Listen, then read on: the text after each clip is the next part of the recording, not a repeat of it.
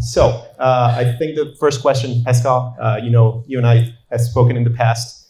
Many questions after the pandemic. The pandemic was awful, not only for the aviation industry, but also for everybody in every possible sense. So this beautiful lounge opened a year ago. I'd like to go back in time.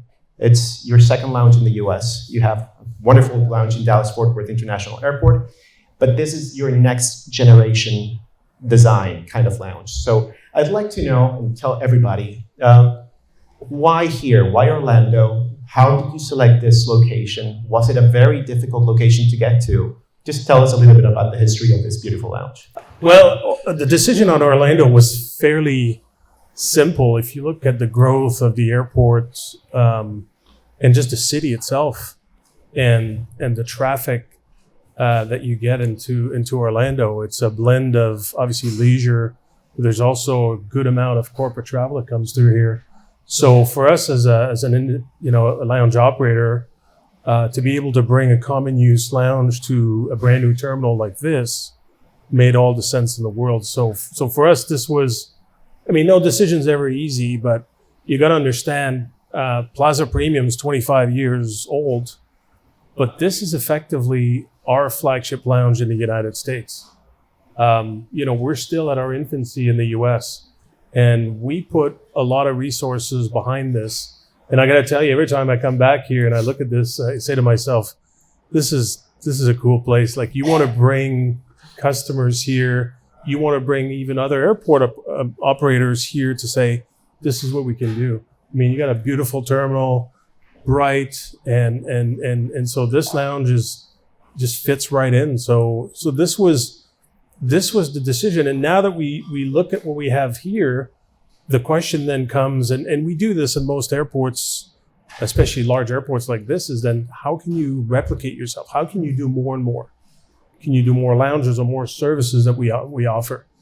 Those are important things for us that we look at. So when you look at an airport at first glance, you say traffic, airlines first, location, and opportunities. And this airport in the city meets all the boxes. So it's great to be here. Congratulations. Tell us a little bit before we pass on. Tell us about the process of selecting this location and how difficult it was for you to enter the market in the United States. Well, the United States for us was new territory. We have Dallas, but then coming down here, like the team that was brought over to the United States for PPG, just to figure out how it works here. We were used to a lot of countries, we're in 38 countries, but understanding how it works here in the US, understanding the processes of different airports, understanding local regulations, it takes some time. So it sometimes looks simple, but there was a lot of work to get us to where we are. So now this has been truly a remarkable year and change that we've had this lounge open. It's we're proud of this. Wonderful. Next question, Mr. Kevin. This airport has a long track. It's one of the busiest in North America. It's also one of the busiest in terms of leisure. Obviously, people coming for vacation, holidays, long lines sometimes, especially during peak season. But you've won numerous awards, including leading airport, best airport for recreation, best family-friendly domestic airport, among others. But this Terminal C is quite something else. And I keep telling everyone, wow, what an amazing building that you've managed to bring up. So tell me about that. This expansion, what will it bring to the travelers that come into Orlando and leave out of Orlando? So thank you, Enrique. So the goal here was always to capture, obviously, the growth that you just mentioned and the continued growth that we see here at the airport, not only as a destination, but we're seeing the population growth in the region. And that's also driving some of the passenger volumes that we see here. But this specific terminal was capturing the lessons learned from the terminal that's up there in the north part of the campus that's 40 plus years old. What are the things that are the pressure points that people have today? What are the things that raise that little bit of anxiety as they come into the airport? And clearly in the design of this facility, It was to raise the ceilings, open things up, provide bigger hold rooms, all those different things, more restrooms, all those things that really then lowers that stress level. As they come into the facility, they see, hey, you know, this is laid out the way I expect it to be. Those are the things that we were looking and driving to. So everything that we learned, you know, the judicial use of carpet, for example, compared to the other terminal, you know, those are the things that we were looking for, right? Because, you know, the evolution of the traveler, you know, whether it be business or leisure, you know, the baggage they use with the roller bags and all that, all those things are all those we want to kind of capture here. And that's really the design influence that's made this so successful. And of course, you have a brand new terminal with the latest sustainability initiatives inside. I understand that you've also been awarded several times for it. So please tell us a little bit about those sustainability. No, so clearly, as you do those things and those lessons learned, you also want to capture sustainability, resiliency, all those things that are actually very important as we kind of make sure our operating of such a large facility, you lower that point, as well as technology. As you'll see here, there's biometrics at every gate. We've got a state-of-the-art baggage system that was leveraging technology. All those things were taking advantage of what's out there today, but more importantly, positioning us for where it could be in the future. So as you'll see very soon, our baggage system was designed with an early bag storage facility. So we're getting ready to implement self-bag drop here. So someone who comes to the airport early, because their cruise is done or the vacation is done, they can just seamlessly induce that bag into the system. The early bag storage will store it for them, and when their flight is ready, it'll send it to the gate. So again, and then they'll come here to enjoy the lounge or enjoy the palm court here. Those are all things that we're leveraging technology to be able to do that. Congratulations, and thank you for that. Talking about sustainability, talking about the future. Of course, we have Brightline, which is a company that visions itself way past the next 10 to 20 years. It's the first operator that will give the passenger the opportunity to get off a plane, hop on the train and go home or backwards. So you're the number one, you're the first one. Tell us about these first months operating out of Orlando. Yeah, so it's been fantastic. And Kevin, you know, one of the other awards that we have is we now have an airport that has intermodal connectivity to intercity rail. That means that someone who is in the Orlando region or comes into the Orlando region can easily jump onto a train that's high speed, 125 miles per hour out to the coast, and then you see the beautiful Florida coast as you go down to West Palm Beach or all the way to Miami, right? And it's a beautiful experience. We talk about passengers, but from a Brightline experience, we think about it as a guest experience. Guests are traveling. We want to be a part of their story. Beautiful lounges such as this or ours, which is also a premium lounge that's included with the price of a premium ticket. Those are moments that people then create their own experience, their own travel journeys by using the train and kind of going back to an era when people actually enjoyed being able to just have a carefree travel, leisure kind of experience going down to South Florida and picking up a cruise or going to a sports event. And it makes it for a whole nother level experience. We've now been operating for 4 years, and we've carried over 5 million passengers in that time frame. That's amazing. And that doesn't just mean that it's a good business scenario, it's a great sustainability effort. We've got 79,000 tons of greenhouse emissions that have already been removed from the environment. That's huge. And so all those cars off the road remove congestion, create a much better experience, and people are less stressed. I mean, the anxiety is very high in the travel experience, but if you can have that carefree come through security where it's a lot different from the airline side, you don't have to take off your shoes, you don't have to worry about boarding groups, there's no, making sure you're near the gate as we get ready to depart. It's a very easy experience. You sit down in your nice leather seat and you have a couple drinks on your way to Miami. It's beautiful. Yeah, I have to add to that yesterday in Miami, I got there 10 minutes before boarding. People were just nicely sitting down inside the beautiful terminal. And then, time to board. Just boarded the train and we were here 3 hours later. So truly an outstanding experience. Back to Kevin. Let's talk numbers. Orlando is known not the airport, the city, not only for its parks, long lines at the parks, but also because of congestion. And that's something you've been dealing with for a very long time, of course, here inside the terminals. So what are your current initiatives? Maybe you already took them here in this terminal to make that experience better for the passengers in the near future. Yeah, Enrique, obviously we've got to look at the growth that we're seeing. You alluded to that earlier. So last year we finished the year just under 58 million passengers. So more than Miami, more than any other airport in the state. And thank goodness that we didn't open up Terminal C, because we could not have handled that kind of volume up at the current terminals today. So by introducing the new terminal, it gives us the opportunity to spread the passengers to different locations. And we continue to do that, by the way.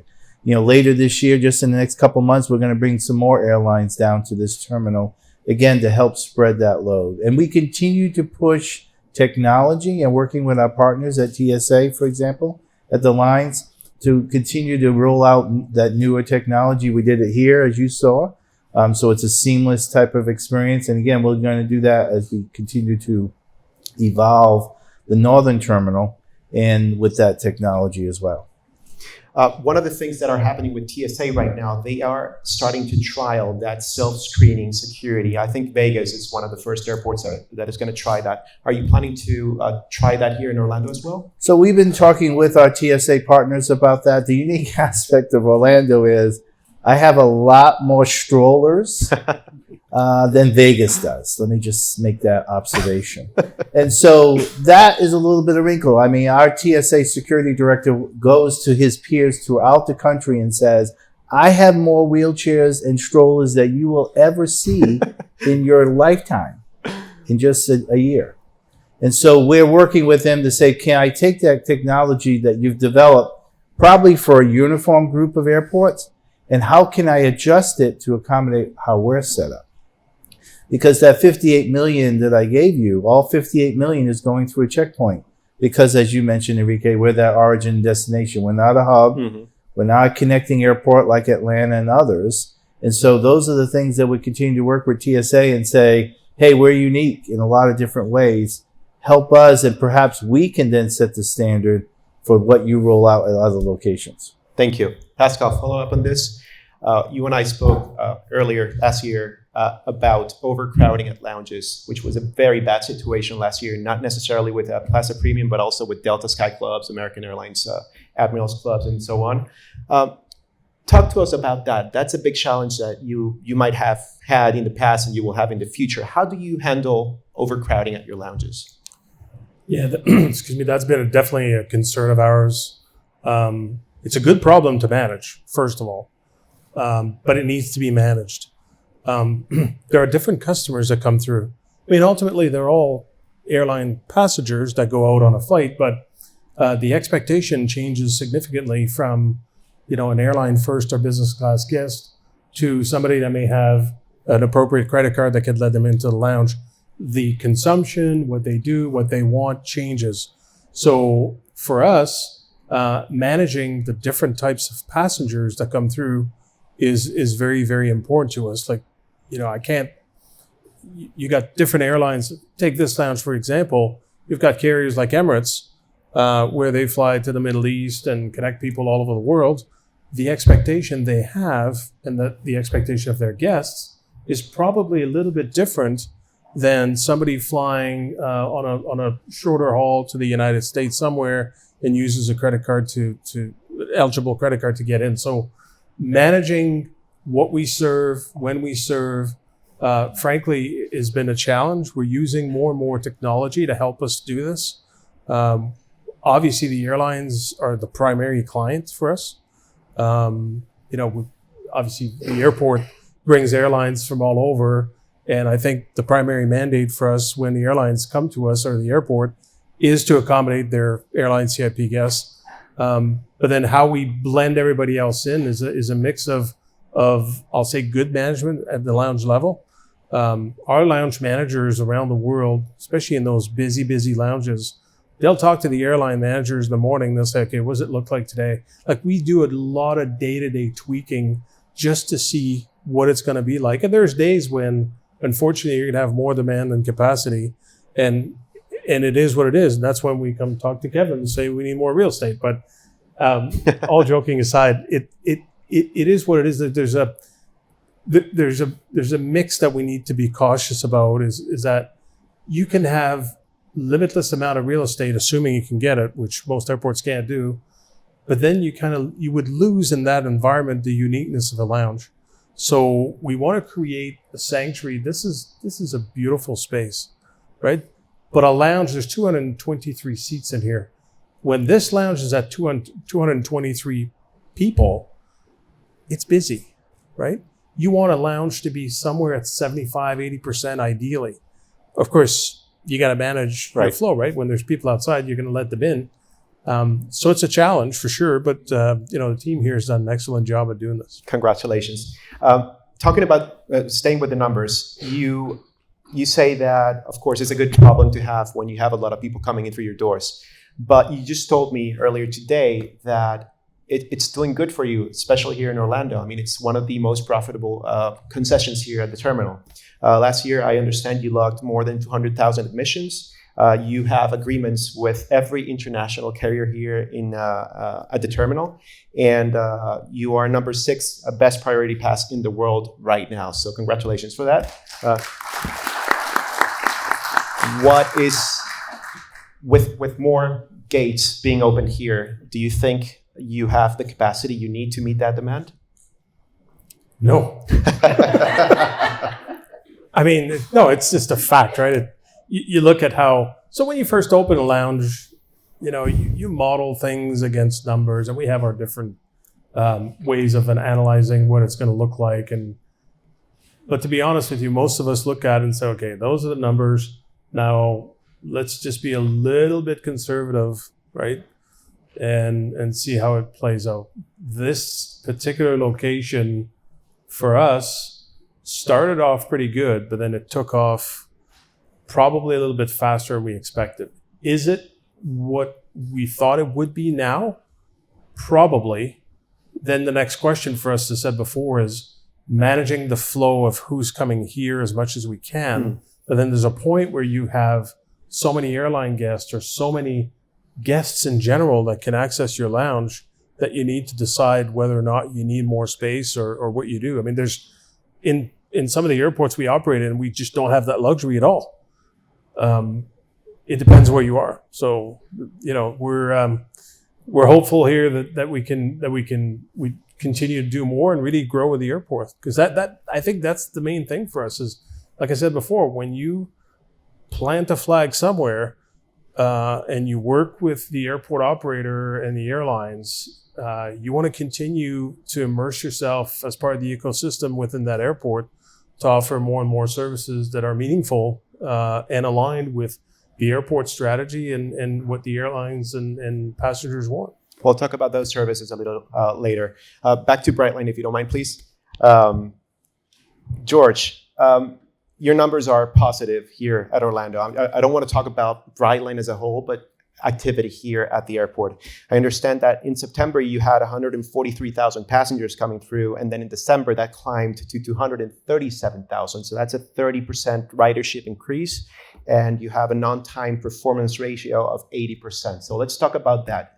And please do tell me about passengers saying something to you guys, some feedback from them, how that's moving along. Yeah, so in September, we opened our Orlando station here. It was a phenomenal experience. Kevin, many of the folks that I see in the room today were actually a part of that. And it created a moment in history, but we're continuing to make history with those additional load factors. The people that we're bringing in are trying Brightline for the first time. They've never thought of a train as a mode of transportation outside of Europe or other types of areas. And they're now saying, this is how I want to get back and forth from the South Florida region or to Central Florida.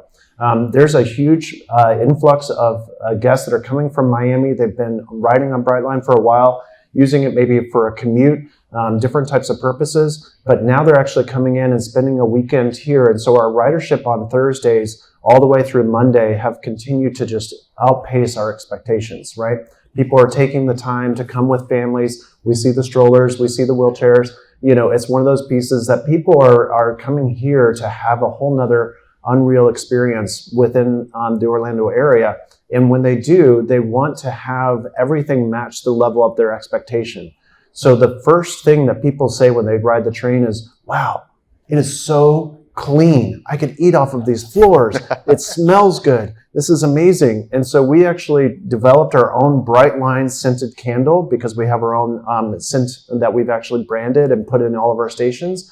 People are buying a candle from a transportation experience. When was the last time you rode on an airplane and what did that smell in your house, right? This is a very different level of polish. I came from the airlines with Delta, Hawaiian Airlines. I came from Disney. We take all that hospitality experience and we bring it into the transportation realm to make it a whole different level of what we can provide to guests. And so they've responded in coming in larger groups and being able to have different levels of experience. We're going to be seeing a lot this season with wave season. As the cruises are taking off, you've seen these massive cruise ships that are coming out of the ports of Fort Lauderdale and Miami. We have a great way of bringing those cruise guests into our station. They want to have a carefree start of their vacation, so they give us their bags. We go ahead and get them up to the bar. They have a great drink. They're taking the train all the way down. They don't have to fight the port because we have an extra way to plan your trip with an Uber to the final port destination. And if you're riding premium, all of that is complimentary. So it's all brought into that overall experience, and you get to really enjoy starting your cruise vacation a little bit early, and you kind of have a great time as you're doing it. It truly is game-changing, so congratulations for that. Last question on capacity, back to Kevin. I understand you have 44 airlines operating here. Is that number correct? And this year you welcome Viva Air, Lynx Air, and Allegiant, correct? Porter Airlines as well is flying their new Embraer E2 jets from Canada. And United celebrated 45 years operating into this beautiful airport. So what's next? How many more clients are you anticipating to bring over? I look at Vicky over there. She's telling me not to say anything. No. It's a continuing discussion, Enrique. It's amazing. From the day I started almost 2 years ago, we had numerous conversations with airlines that either are already here and wanted to expand service, or those who, just like you alluded to, wanted to start service here, or who had left many years ago and wanted to come back. And again, I think it's because of what we're offering and what we're doing with the facilities and upgrading and making those changes and providing accommodations and the networking that's provided by Brightline, all those things, the offerings that we have with our concession partners, those things are making the difference to a lot of people. And what we continue to do as we expand this terminal, as I alluded to earlier, and then we go back and reconstruct and renovate and refresh the older terminal, terminals A and B, that gives us even more people wanting the opportunity to come into Orlando. And if you look at Orlando strategically, and I made this case to the board members 2 years ago, is we are the center of the state. I mean, we are welcome to Florida at the end of the day. Oh, yeah.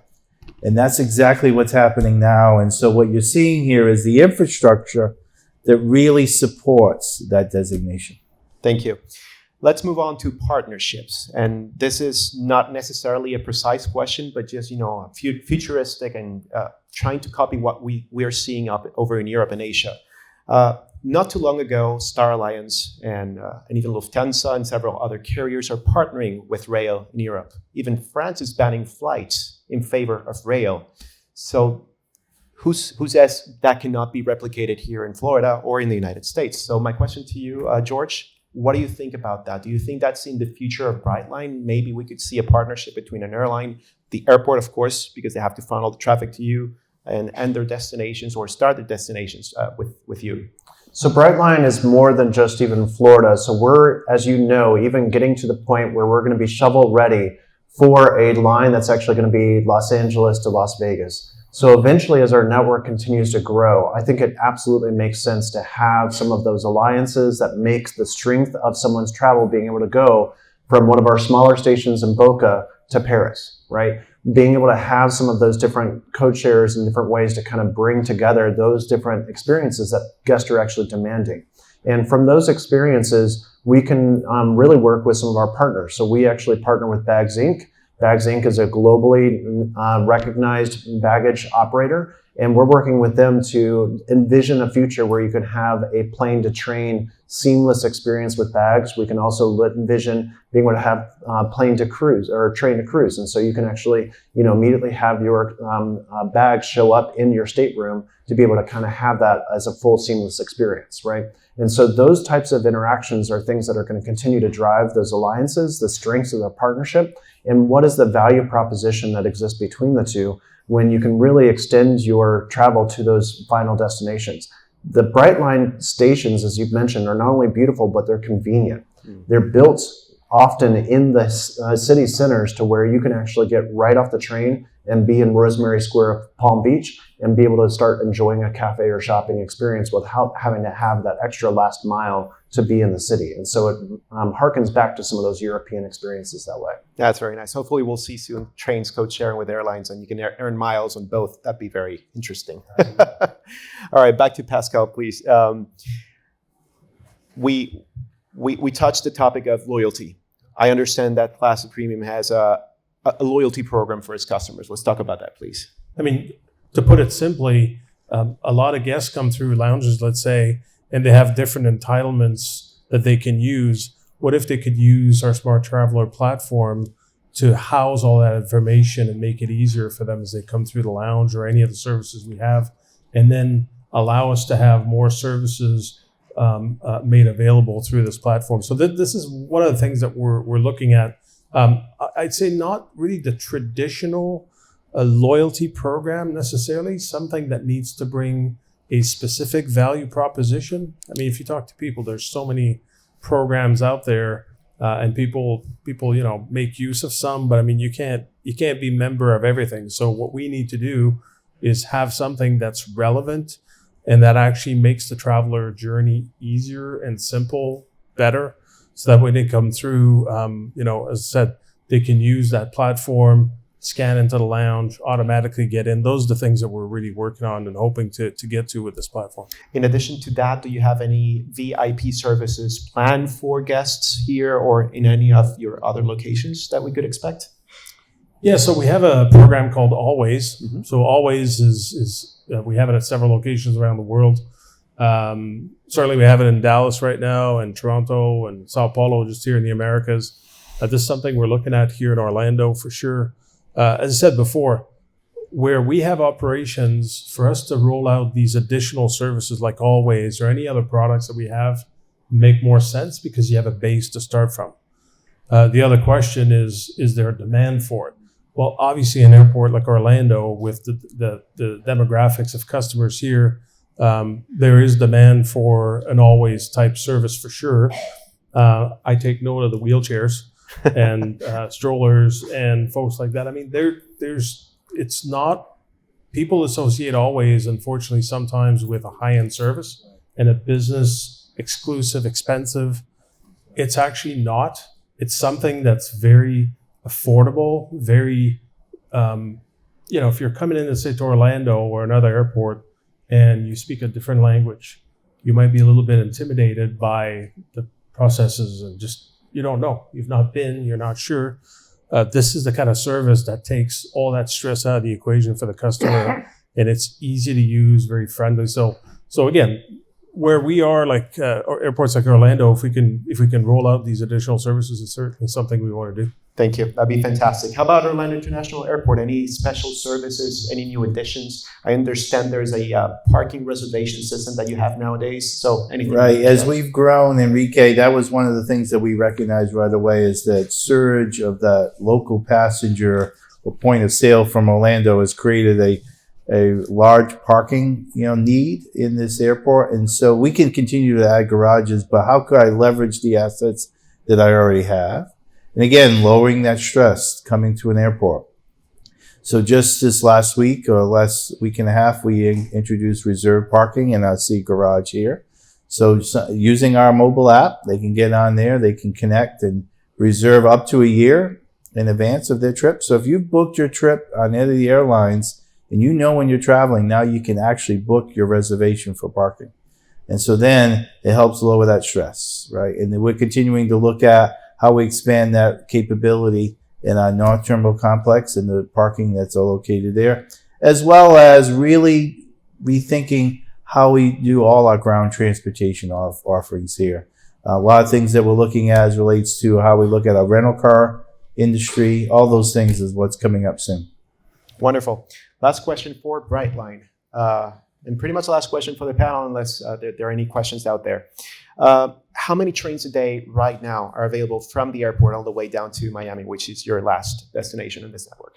Yeah, that's one of our greatest advantages of being here in the Orlando airport and operating all the way to Miami. We have 16 departures per day. That gives us 32 trips back and forth from Orlando to Miami. So hourly, different ways to kind of get guests moving and make sure that it's convenient. You could walk up to the terminal within 20 minutes of the train departing, buy a ticket, get on it, and you'd be on your way. And what we found is that actually really helps, especially weather can sometimes be a concern here. The train can get through rain and all those different pieces that sometimes planes aren't able to take off as easily. And then additionally, we've had safety concerns in the airline industry. The 737 MAX, I was riding with someone the other day. They weren't able to actually depart as easily through that type of, ground operations, trying to make sure everything was inspected and good with those different airplanes. And so people were then taking the train because they knew that was a reliable way to kind of get back and forth.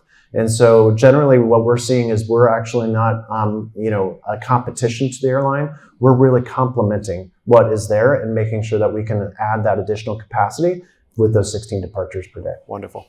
Thank you very much. Gentlemen, if you have anything else you'd like to add, this would be a good moment. Otherwise, we can open the floor for some questions.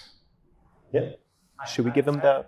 One question, I'll just talk about Okay. it. One question for the airport and one question for Brightline. The question for the airport is, can you talk a little about what your current international visitor mix is like? Pre-pandemic, we were a lot of Brits and Brazilians. I'm curious if that is still true now, or if you've seen a shift in where folks are coming from. And on the Brightline side, you talked about Brightline going east and south to Miami. Can you give us a status update on service heading west? So as it relates to the airport, the mix, as you recall, most of the airports, including here, the international return back to pre-pandemic was lagging the domestic, right? Clearly, we way exceeded our domestic number that was back in 2019. We have now gotten back basically to our international number. So we've kind of recouped back and continue to grow. Going back to the mix, it is still strong, British, UK, as well as the Brazilian, a lot of them in other markets in South America as well. We see the Colombian market growing. We see a lot of those South American markets growing. And clearly, even though we don't notice it or recognize as much, the Canadian market is growing quite a bit here as well. The used to, we were just having a discussion with our partners at Visit Orlando, and where they used to see the demographic of most of them crossing the border and driving, they're now flying. And we're seeing that with the increase, as Enrique mentioned, of Porter and Lynx Air and all those Canadian markets, because they see that huge marketplace that's there. Yeah, Brightline actually carries a lot of international travelers as well. We've got guests that are actually coming from up to 139 different countries, and we've got hit all 6 continents. Eventually, we might have a penguin from Antarctica. We'll see. But when it comes to our expansion, the first thing that we're focused on is really kind of taking the lines that have already been created. So there will be a Treasure Coast station. It's imminent. We're working on the site planning for that, and we hope to actually start construction on that even this year. And so there's a lot of pieces that will be announced on that front, going towards the areas between West Palm Beach and Orlando. As you go west, right, Tampa is on our vision. It's exactly where we want to be. There's a lot of pieces to set the road work there and the railways to actually get through Orlando and work together with our partners to build that. But we've already got identified, where we want to be in Ybor City, and actually looking at some of those different pieces from a Tampa perspective. And so it's really kind of making sure that that vision becomes complete and into reality. Any more questions?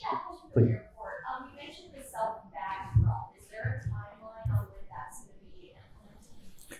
So our timeline with self-backdrop is to really look at the technology that's out there that's compatible. But in addition, we've got to work with our airline partners. They have to be able to accept those bags is part of their system, just like we do with the kiosks today, where you can get your boarding pass. It's the same type of approach. And so we're working with them and figuring out the timeline. Hopefully will be within the next year or so. They introduced that here. The system, the terminal was laid out to accommodate it. So it's mainly just working with the airlines, figuring out the right technology, and then deploying it. And would this be like your carry-on bag that would be delivered to your gate? No, this is your checked-in bag. Okay. So you won't have to wait for the ticket counter to open. You can proceed right over with the biometrics. It would scan you, and you would provide your identification, whether it be your passport or driver's license. By the way, in our current terminal today, in Terminal A, we have self-bag drop. One of the airlines have deployed it in their location, and it's working really, really well because it processes those people through as quickly as is needed.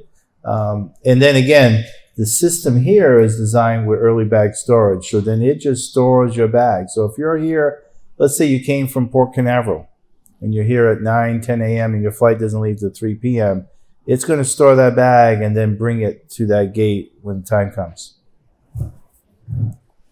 Any more questions? Sorry, is there a timeline on moving walkways? I saw the blue tape on the floor. Yeah, great question. Any other questions? No. So yes, as you saw the tape, yes, it's coming soon. So, each moving walkway is designed and built based upon the dimensions, right?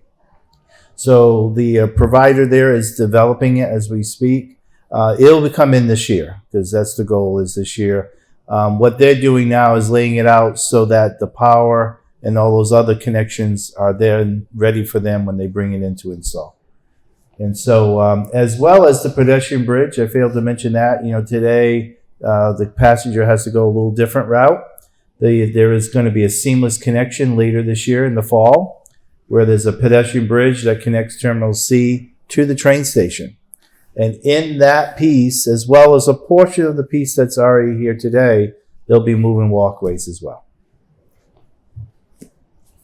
That's great news. I'm excited.